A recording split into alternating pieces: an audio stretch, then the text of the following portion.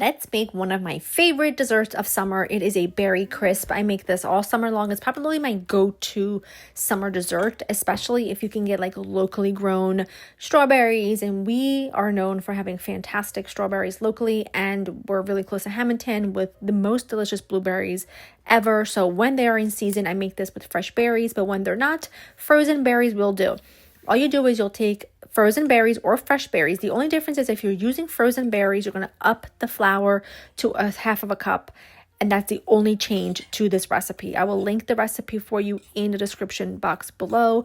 And it is perfect every single time. And it's my go-to, especially for like Memorial Day, 4th of July, Labor Day. I always make this berry crisp because it goes down really well. People love it.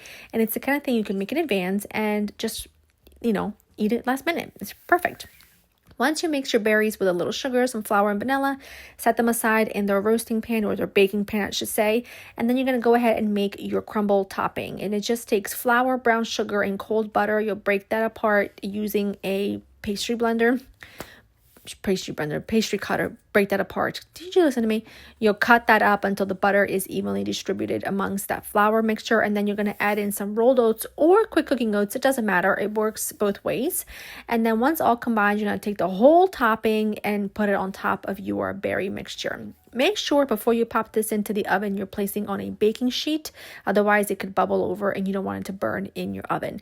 Bake it for like an hour or so, or until it's bubbly and the top is golden, and it's making my mouth water.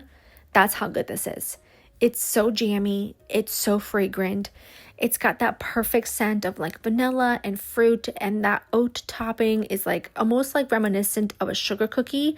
It is sensational. Serve it with ice cream, and it is the best dessert ever. I will make sure to leave the link for this recipe in the description down below. Make it. I know you'll love it. And as always, remember these videos are in addition to my regular content, not in place of, and I hope that you love them as much as I do.